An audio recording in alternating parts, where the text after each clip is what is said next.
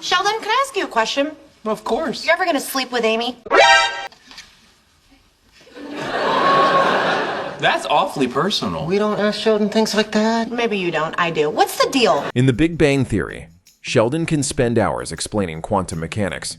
Leonard loves analyzing everything through psychology, and Howard somehow turns almost every conversation into a joke. This is actually gonna happen. Honey, shush. You shush, I'm happy. I want to talk about it. You know what my mother would say about this? She would say, because you were not loved by your father, and I was not loved by my mother, that having sex is our way of making up for the intimacy we didn't get as children. Why would you bring that up right now? Is my coitus whimsically invented? That is what I write on the bathroom walls. For a whimsically invented time, call Leonard Hofstadter. But whenever the topic of sex comes up, the person who leaves the entire apartment speechless is Penny. Not because she says anything outrageously shocking, but because she's so brutally honest that nobody around her ever has time to react. Ooh, flowers and chocolates? Somebody's trying to get me out of my panties. No, it's just me. I'm still getting over this breakup with Kurt, and this thing with Doug would just be rebound sex. Ugh, don't get me started on rebound sex. It's my pattern. I break up, and I find some cute guy, and then it's just 36 meaningless hours of, you know. I'm not sure that I do. And as the series goes on, that fearless honesty becomes the source of some of the funniest conversations in the entire show. 1. Sheldon's unofficial relationship counselor. The funniest irony is that the person who understands Sheldon's love life better than anyone isn't Leonard or even Amy. It's Penny. Throughout the series, she becomes the one person patient enough to explain to Sheldon all the things everyone else simply assumes are common sense. You say that now, but consider the following scenario. You're sitting in your apartment. It's late. You're alone. Your hypothalamus is swimming in a soup of estrogen, progesterone, and suddenly, even Leonard seems like a viable sexual candidate. Or a hookup, as it's referred to by today's urban youth. Really? Yes. Now, should that happen, I would ask you to find some way to suppress your libido. I could think about you. Fine, whatever works. Sheldon, can I ask you a question? Of course. You ever gonna sleep with Amy? That's awfully personal. We don't ask Sheldon things like that. Maybe you don't, I do. What's the deal? All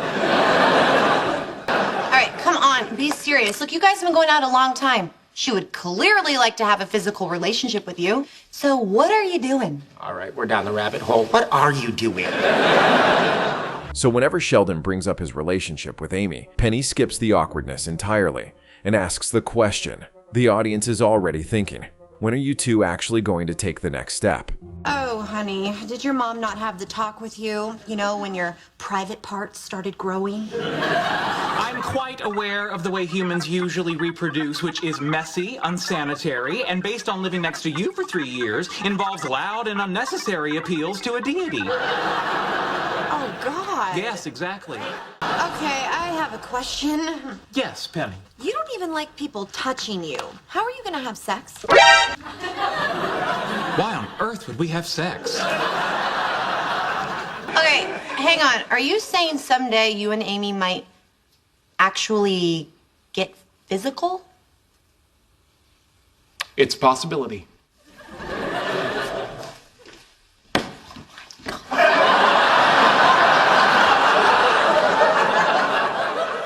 Sheldon, I know this wasn't easy for you, and I'm really glad we could have this conversation.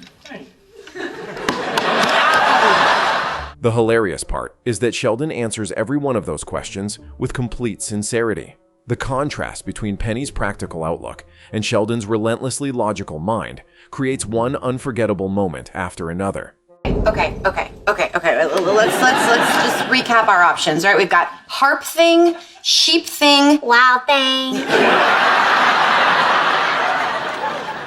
Which do you think she'd prefer? Because I checked the Sheep and Wool Festival website and there's only 8,000 tickets left. Anyway, you're aware aware that Leonard has entered into a new romantic relationship, which includes a sexual component? Okay, I'm feeling the awkward now. Sheldon, being physical with Amy is a huge step for you. Yeah, are you ready for this? Intimacy in any form has been challenging for me, but I'd like to show her how important she is, and it feels like now might be the right time. Sheldon, that's so beautiful. Then it's settled. Amy's birthday present will be my genitals. 2. Leonard always finds a way to ruin the mood. If Penny always says exactly what's on her mind, Leonard has a remarkable talent for turning romantic moments into the strangest conversations imaginable. True. In fact, if you want, we can do it right here on Sheldon's spot.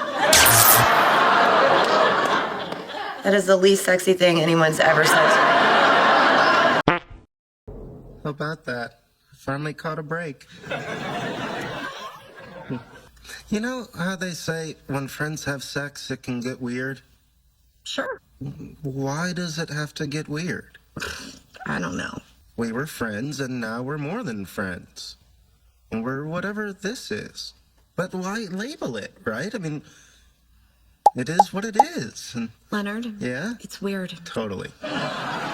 You know what my mother would say about this? She would say, because you were not loved by your father, and I was not loved by my mother, that having sex is our way of making up for the intimacy we didn't get as children. Why would you bring that up right now? I don't know. Foreplay? So, you're saying you're not having sex with me, you're having sex with your mother? I'm gonna go with no. That is the sickest thing I've ever heard. Just when things become intimate, Leonard somehow starts talking about his mother analyzing someone's psychology or suddenly bringing Howard into the discussion. It's no wonder Penny often looks at him as if she's silently asking, seriously, this is the moment you picked. Wow, you really are a genius. Not really. I Googled how to do that. So, listen, speaking of what the heart wants, a long time ago, I made a pact with Wallowitz that kind of involves you.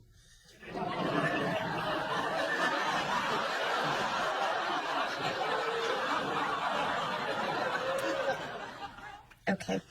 I don't know where you're going with this, but tread carefully because it may be the last conversation we ever have. And you thought a good time to bring this up would be right after sex? Well, I sure as hell wasn't gonna bring it up before sex. During, I was trying to remember what I read on Google. So. I'm not looking Wallowitz up with one of my friends. Come on, it doesn't have to be a good friend. Will you at least think about it? Just as a favor to me? He just gave. And somehow, the harder Leonard tries to explain himself, the worse he makes everything. Come on, you're trying to have sex with your father, and I'm okay with that. But while Penny often has to put up with Leonard's awkward timing in the next situations, she's the one completely in control.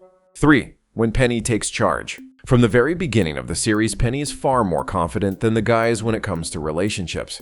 Unlike Leonard or Sheldon, she never hesitates to say exactly what she wants, and she certainly doesn't let embarrassment control the conversation. Hey, it's your fault your dad likes me. You dated idiots your whole life. Well, he was right about one thing. I am married to a stud. Really? Yeah, I felt so bad about selling you out. I thought I would maybe make it up to you. Okay. Leonard, you want to come in for a nightcap? Oh, gee, Dad, he'd love to, but Leonard has to work in the morning. Maybe I could go in a little late. No, you can't. Your career is far too important.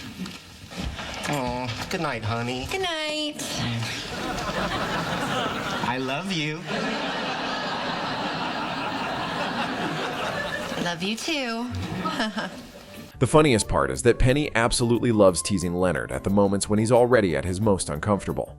One playful comment or a perfectly timed double entendre is enough to send Leonard into a panic, while the audience bursts into laughter. No, wait, I can't. I mean, I want to, but I'm not supposed to for the next 3 days. Oh, that's right. I forgot. All right. Well, guess I'll just read a little and then I don't know, go to sleep. Really? That's what you're sleeping in? Oh, you want me to take it off? No. All right, well then pipe down and let me read my comic book. Happy Valentine's Day! Ooh, flowers and chocolates? Somebody's trying to get me out of my panties. Is my coitus whimsically inventive? That is what I write on the bathroom walls. For a whimsically inventive time, call Leonard Hofstadter. Sometimes Penny's greatest weapon isn't what she does. It's simply how casually she says the things that make everyone else blush. Poor.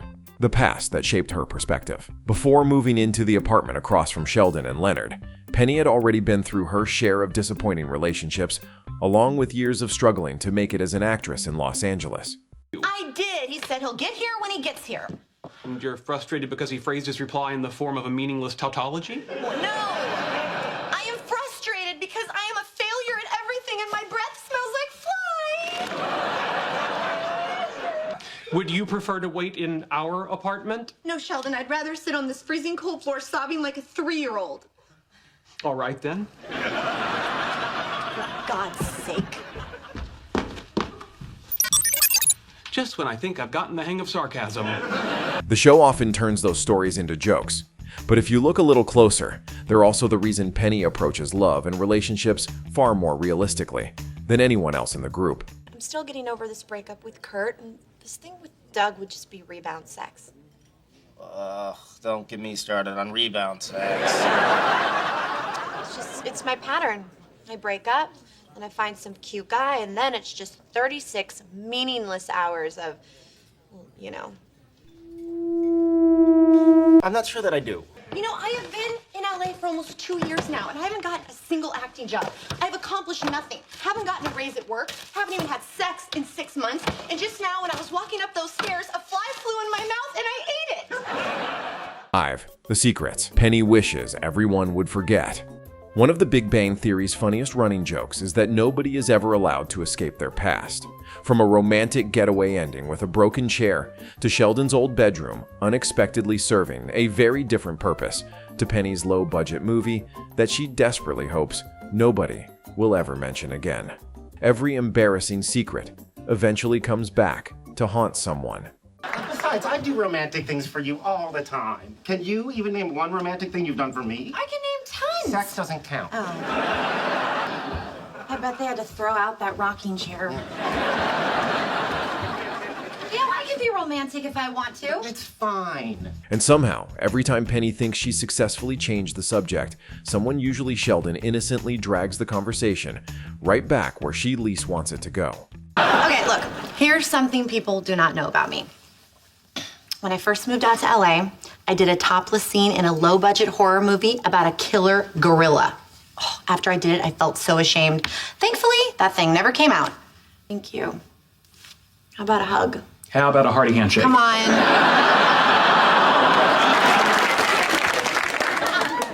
Now I know how you felt, getting mauled by that sex-crazed gorilla.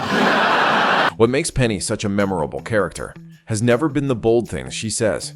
It's the fact that she treats topics that leave everyone else hopelessly uncomfortable as though they're the most ordinary conversations in the world. That contrast gave us countless unforgettable exchanges between Penny, Sheldon, Leonard, and the rest of the gang throughout all 12 seasons. Which Penny moment made you laugh the hardest? Let us know in the comments below. And don't forget to subscribe for more of the funniest moments from the Big Bang Theory.